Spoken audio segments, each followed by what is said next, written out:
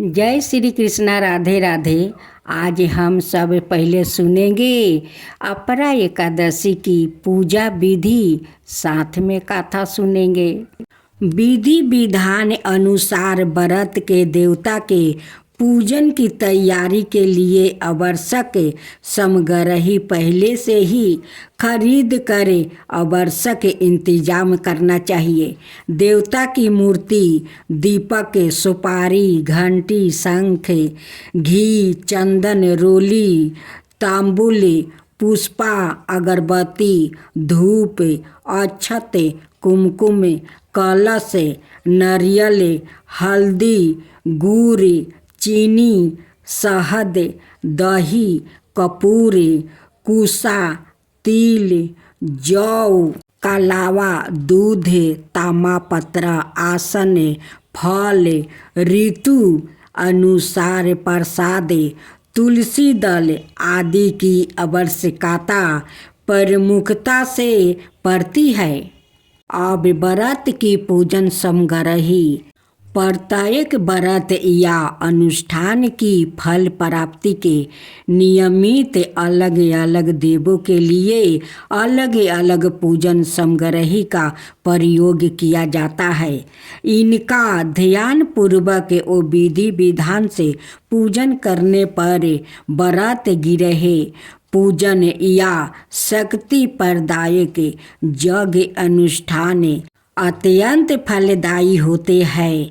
आम तौर पर प्रयोग में लाई जाने वाली पूजन सामग्री में चंदन, जनेऊ, जल, पान और सुपारी, रोली, बेलपत्र, तुलसी दल, घी, हल्दी, चावल, गेहूं, जौ, सभी प्रकार की दालें, मौसमी फल, मेवा, गंगा जल, चूरी, कुमकुम, कंघी, सीसा, मेहंदी, बिंदी, सिंदूर की डिबिया, काले मोती की माला, चुनरी, लाल सफ़ेद हार, पीला कपड़ा, केसर, कलावा, सिक्का, दक्षिणा, कपूर, काजल, दूध, दही, घी, बतासा, गुड़, चीनी, दूध, कुसा, शहद, अगरबत्ती, मिष्ठान,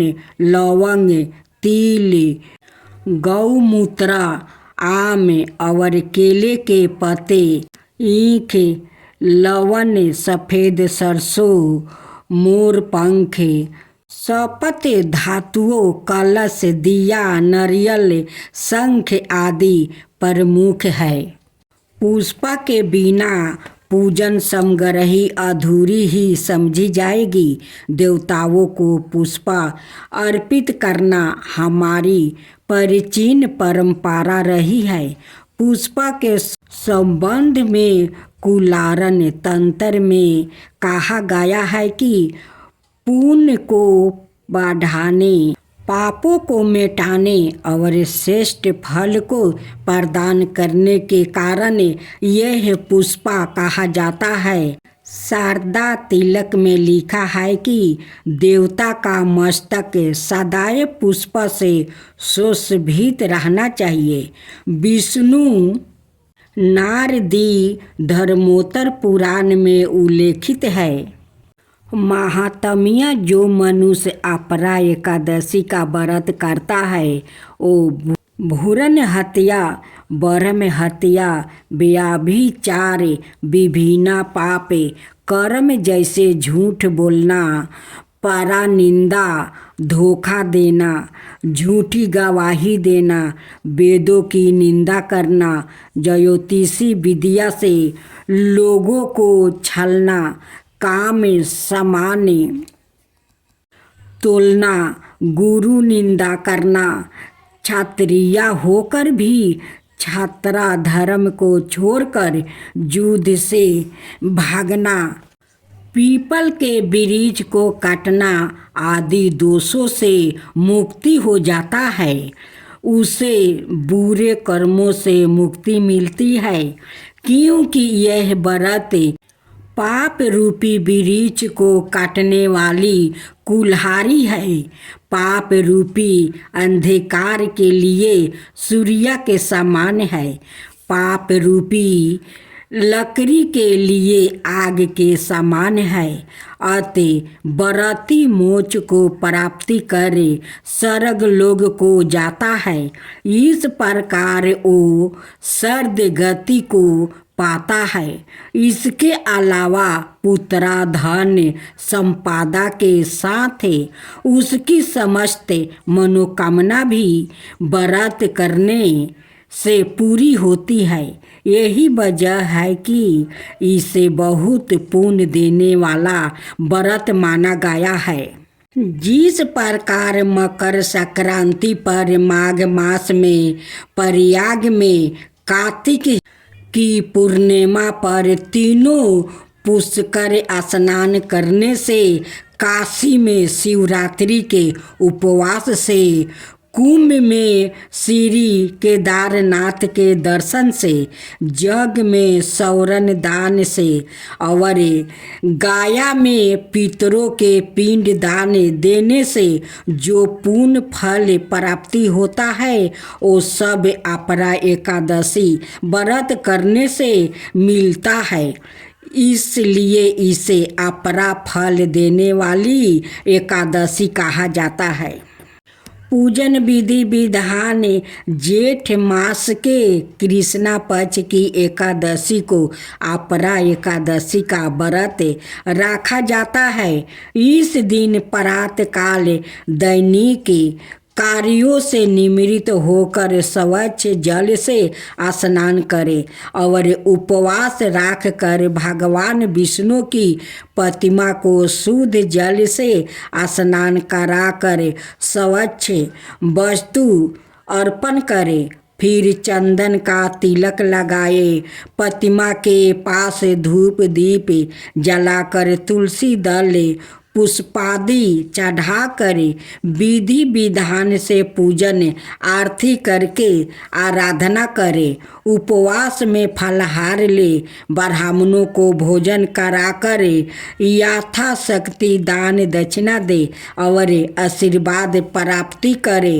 रात्रि में भजन कीर्तन का आयोजन करे। पौराणिक कथा इस व्रत की कथा का उल्लेख श्री ब्रह्मांड पुराण में इस प्रकार किया गया है। प्राचीन काल में महिधवाज नाम का एक राजा था, जिसका भरतध्वज नाम का छोटा भाई 12 ही अधमीरी अन्यायी और क्रूर था। वो अपने बड़े भाई से हिंसा दृष्टि रख कर उसे हानि पहुंचाने का अवसर ढूंढता रहता था।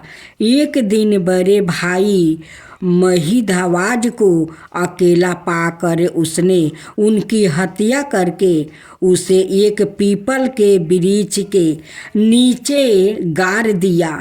और राजा उस वृक्ष पर प्रेत योनि में रहकर अनेक प्रकार के उत्पात मचाने लगा।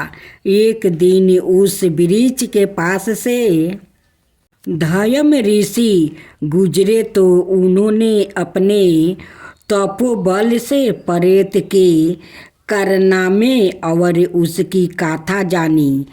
धयम ऋषि ने राजा महिधवाज प्रेत को नीचे बुलाकर कहा कि तुम्हारे पूर्ण जन्मों के पाप कर्मों के कारण तुम्हारी हत्या हुई है और प्रेत योनि मिली है।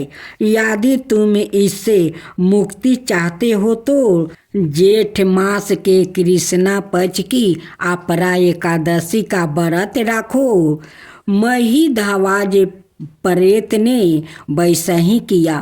व्रत और उपवास करने से उसे प्रेत योनि से छुटकारा मिला और वो फिर से दिव्या शरीर पाकर अंत में मोक्ष को प्राप्ति हुआ। पहला श्री सनकादि मुनि धर्म ग्रंथों के अनुसार दृष्टि के आरंभ में लोग पीताम्बा वर्मा ने अनेक लोकों की रचना करने की इच्छा से घोर तपस्या की। उनके तप से प्रसन्न होकर भगवान विष्णु ने तप अर्थ वाले सन नाम से युक्त होकर सनक सनंदन संतान और संत कुमार नाम के 4 मुनियों के रूप में अवतार लिया। यह चारों प्रकटाए काल से ही मोक्ष मार्ग परायण ध्यान में तल्लीन रहने वाले नित्य सिद्धि और नित्य विरचित थे। यह भगवान विष्णु के सर्वप्रथम अवतार माने जाते हैं। अब सुने विष्णु भगवान की कहानी। कथाओं में ऐसी कई कहानियां हैं जिनमें बताया गया कि शिव की करुणा कोई भेदभाव नहीं करती और वो किसी की इच्छा पर बच्चे की तरह भोलापन दिखाते हैं। एक बार गजेंद्र नाम के एक असुर था। गजेंद्र ने बहुत तप किया और शिव से यह वरदान पाया कि वो जब भी उन्हें पुकारेगा शिव को आना होगा। त्रिलोक के सदा शरारती ऋषि नारद ने देखा कि गजेंद्र हर छोटी छोटी बात के लिए शिव को पुकार लेता था, तो उन्होंने गजेंद्र के साथ एक चाल चली। उन्होंने गजेंद्र से कहा, तुम शिव को बार बार क्यों बुलाते हो? वो तुम्हारी हर पुकार पर आ जाते हैं। क्यों नहीं तुम उनसे कहते कि वो तुम्हारे अंदर आ जाए और वो ही रहे, जिससे वो हमेशा तुम्हारे अंदर होगा। गजेंद्र को यह बात अच्छी लगी और फिर उसने शिव की पूजा की। जब शिव उसके सामने प्रकट हुए तो वो बोला, आपको मेरे अंदर रहना होगा, आप कहीं मत जाइए। शिव अपने भोलापन में एक लिंग के रूप में गजेंद्र में प्रवेश कर गया और वहाँ रहने लगा। फिर जैसे जैसे समय बीता, पूरा ब्रह्मांड शिव की कमी महसूस कर रहा था। कोई नहीं जानता था कि वो कहाँ है। सभी देव और गण शिव को खोजने लगे। काफ़ी खोजने के बाद जब कोई यह पता नहीं लगा पाए कि वो कहाँ है, तो हल ढूंढने के लिए विष्णु के पास गया। विष्णु ने स्थिति देखी और कहा, वो गजेंद्र के अंदर है। फिर देवों ने उनसे पूछा कि वो शिव को गजेंद्र के अंदर से कैसे निकाल सकते हैं, क्योंकि गजेंद्र शिव को अपने अंदर रख कर अमर हो गया था। हमेशा की तरह विष्णु सही चाल लेकर आए। देवगण शिव भक्तों का रूप धारण कर गजेंद्र के राज्य में आया और बहुत भक्ति के साथ शिव का स्तुति गान करने लगा। शिव का महान भक्त होने के कारण गजेंद्र ने इन लोगों को अपने दरबार में आकर गाने और नाचने का न्योता दिया। शिव भक्तों के भेष में देवों का यह दल आया और बहुत भावनाओं के साथ बहुत भक्ति पूर्वक वो शिव के लिए भक्ति गीत गाने और नाचने लगे। शिव जो गजेंद्र के अंदर बैठे हुए थे, अब खुद को रोक नहीं सकते। उन्हें जवाब देना ही था, तो वो गजेंद्र के टुकड़े टुकड़े करके उससे बाहर आ गया। शिव की पूजा देवता और राक्षस, देव और असुर, श्रेष्ठ और अधम दोनों करते हैं। वो हर किसी के लिए महादेव है। विष्णु भी उनकी पूजा करते थे। विष्णु की शिव भक्ति को बताने वाली एक बहुत सुंदर कहानी है। एक बार विष्णु ने शिव से वादा किया कि वो शिव को 108 कमल अर्पित करेगा। वो कमल के फूलों की तलाश में गया और पूरी दुनिया में खोजने के बाद भी उन्हें सिर्फ 107 कमल के फूल मिले। एक कम था। उन्होंने आकर सब कुछ शिव के सामने रख दिया। शिव ने अपनी आंखें नहीं खोली, वो सिर्फ मुस्कुराए क्योंकि एक कमल कम था। फिर विष्णु ने कहा, मुझे कमल नयन कहा जाता है, जिसका अर्थ है कमल के फूलों की तरह है। आँखों वाला भगवान मेरी आँखें किसी कमल की तरह सुंदर है, तो मैं अपनी एक आँखें अर्पित करता हूँ। और उन्होंने तुरंत अपनी दाहिनी आँख निकाल कर लिंग पर रख दिया। इस तरह की भेंट से प्रसन्न होकर शिव ने विष्णु को प्रसिद्ध सुदर्शन चक्र दिया। पहले हम जानते हैं जेठ मास की नियम विधि। जेठ मास में गंगा दशहरा और निर्जला एकादशी जैसे व्रत पर्व मनाए जाते हैं। इस माह में भगवान विष्णु और उनके अवतारों की विशेष पूजा करने की परंपरा है। घर में विष्णु जी की अवतार श्री कृष्णा के बाल स्वरूप बाल गोपाल की प्रतिमा है, तो जेठ मास में बाल गोपाल का विशेष अभिषेक करना चाहिए। रोज सुबह जल्दी उठे और घर के मंदिर में सबसे पहले गणेश जी की पूजा करें। गणेश जी को स्नान कराए, वस्तु और हरा फूल से श्रृंगार करें, दूब और अनाए पूजन समग्रही चढ़ाए, धूप दीप जलाए, लड्डू का भोग लगाए। गणेश पूजा के बाद श्री कृष्णा की पूजा करे। श्री कृष्णा को स्नान कराए, पहले शुद्ध जल से, फिर पंचामृत से और फिर शुद्ध जल से बाल गोपाल को स्नान कराए। इसके बाद वस्तु हर फूलों अर्पित करें। फल, मिठाई, जनेऊ, नारियल, पंचामृत, सूखे मेवा, पान, दक्षिणा और अनाय पूजन समग्रही चढ़ाए। चंदन का तिलक करे, धूप दीप जलाए, तुलसी के पत्ते डाल कर माखन मिश्री का भोग लगाए। कृष्णा नमा मंत्र का जप करे।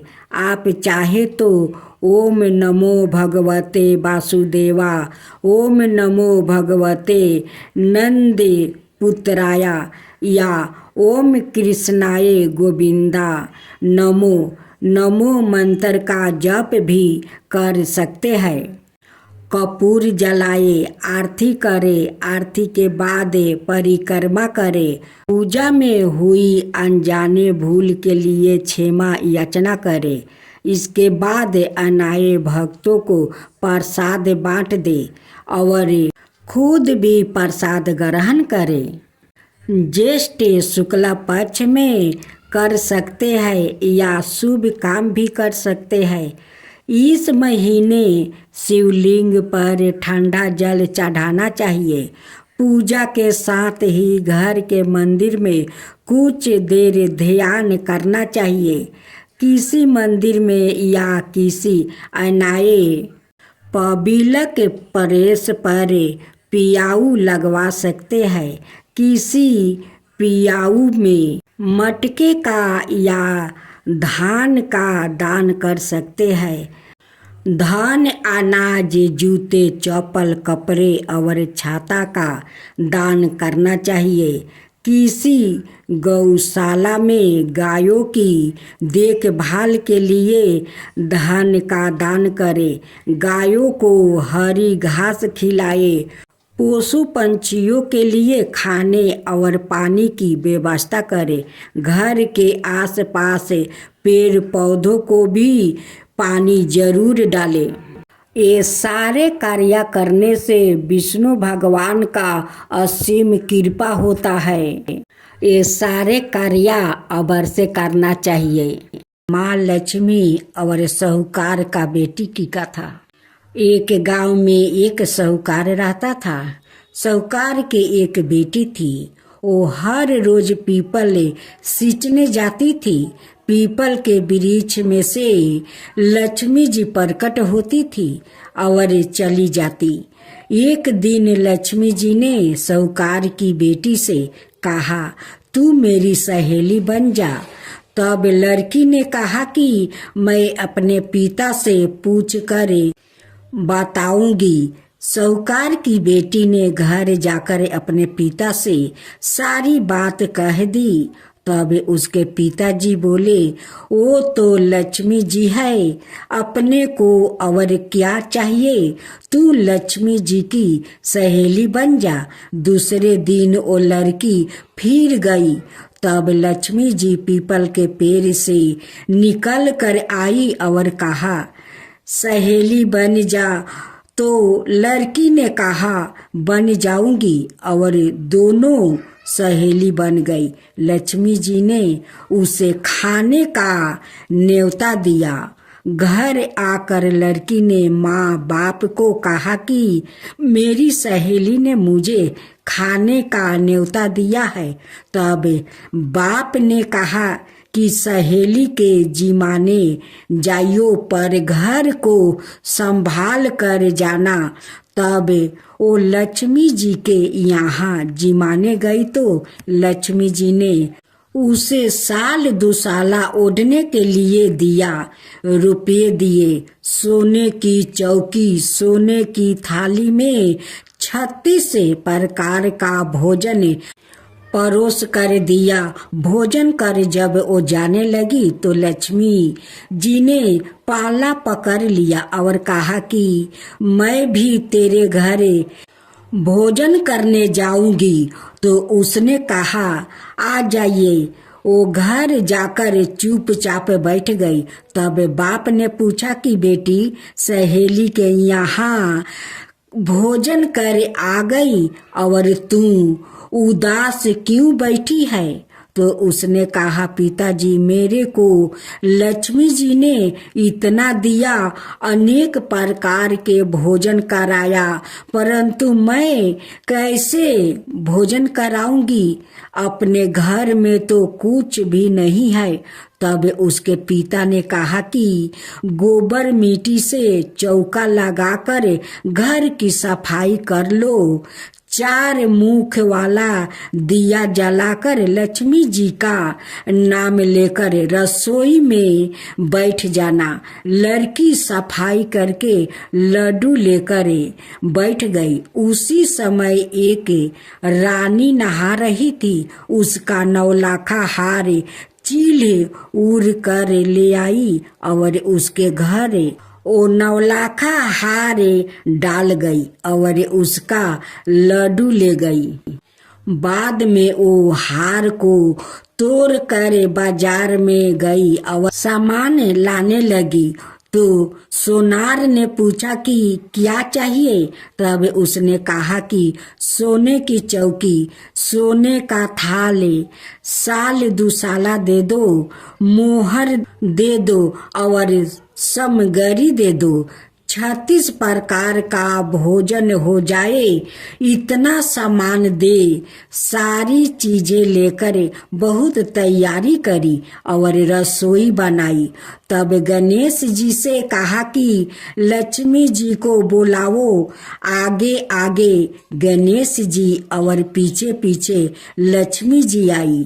उसने फिर चौकी डाल दी और कहा, सहेली चौकी पर बैठ जाओ। जब लक्ष्मी जी ने कहा, सहेली चौकी पर, तो राजा रानी के भी नहीं बैठी, किसी के भी नहीं बैठी। तो उसने कहा कि मेरे यहाँ तो बैठना पड़ेगा। फिर लक्ष्मी जी चौकी पर बैठ गई। तब उसने बहुत खातिर की, जैसे लक्ष्मी जी ने करी थी वैसे ही उसने करी। लक्ष्मी जी उस पर खुश हो गई। घर में खूब रुपया एम लक्ष्मी हो गई। साहूकार की बेटी ने कहा, मैं अभी आ रही हूँ, तुम यही बैठा रहना। और वो चली गई। लक्ष्मी जी गई नहीं और चौकी पर बैठी रही। उसको बहुत दौलत दी। हे लक्ष्मी जी, जैसा तुमने साहूकार की बेटी को दिया वैसा ही सबको देना। कहते सुनते हुंकार भरते अपने सारे परिवार को दिए। पीहर में देना, ससुराल में देना, बेटे पोते को देना। हे लक्ष्मी माता, सबका कष्ट दूर करना, दरिद्रता दूर करना, सबकी मनोकामना पूर्ण करना। माँ लक्ष्मी की जय हो, माँ लक्ष्मी की जय हो। गणेश भगवान अब सुने लपसी तपसी की कहानी। एक लपसी था, एक तपसी था। तपसी हमेशा भगवान की तपस्या में लीन रहता था। लपसी रोजाना 1.25 सेर की लपसी बनाकर भगवान का भोग लगा कर भोजन कर लेता था। एक दिन दोनों लड़ने लगे। तपसी बोला, मैं रोज भगवान की तपस्या करता हूँ, इसलिए मैं 12 हूँ। लपसी बोला, मैं रोज भगवान को 1.25 सेर लपसी का भोग लगाता हूँ, इसलिए मैं 12 हूँ। नारद जी वहाँ से गुजर रहे थे। दोनों को लड़ता देखकर उनसे पूछा कि तुम क्यों लड़ रहे हो? तपसी ने खुद के 12 होने का कारण बताया और लपसी ने अपना कारण बताया। नारद जी बोले, तुम्हारा फैसला मैं कर दूंगा। दूसरे दिन लपसी और तपसी नहाकर अपनी रोज की भांति करने आए तो नारद जी ने छुप कर 1.25 करोड़ की एक औंठी उन दोनों के आगे रख दिया। तपसी की नजर जब औंठी पर पड़ी तो उसने चुपचाप औंठी उठाकर अपने नीचे दबा लिया। लपसी की नजर औंठी पर पड़ी, लेकिन उसने ध्यान नहीं दिया। भगवान को भोग लगाकर लपसी खाने लगा। नारद जी सामने आए तो दोनों ने पूछा कि कौन 12? तो नारद जी ने तपसी से खारा होने को कहा। वो खारा हुआ तो उसके नीचे दबी औंठी दिखाई पड़ी। नारद जी ने तपसी से कहा, तपस्या करने के बाद भी तुम्हारी चोरी करने की आदत नहीं गई, इसलिए लपसी 12 है और तुम्हें तुम्हारी तपस्या का कोई फल भी नहीं मिलेगा। तपसी शर्मिंदा होकर माफी मांगने लगा। उसने नारद जी से पूछा, मुझे मेरी तपस्या का फल कैसे मिलेगा? नारद जी ने कहा, यदि कोई गाय और कुत्ते की रोटी नहीं बनाएगा तो फल तुझे मिलेगा। यदि कोई ब्राह्मण को भोजन करवाकर दक्षिणा नहीं देगा तो फल तुझे मिलेगा। यदि कोई साड़ी के साथ ब्लाउज नहीं देगा तो फल तुझे मिलेगा। यदि कोई दिए से दिए जलाएगा तो फल तुझे मिलेगा। यदि कोई सारी कहानी सुने लेकिन तुम्हारी कहानी नहीं सुने तो फल तुझे मिलेगा। उसी दिन से हर बरत कथा कहानी के साथ लपसी तपसी की कहानी भी सुनी और कही जाती है।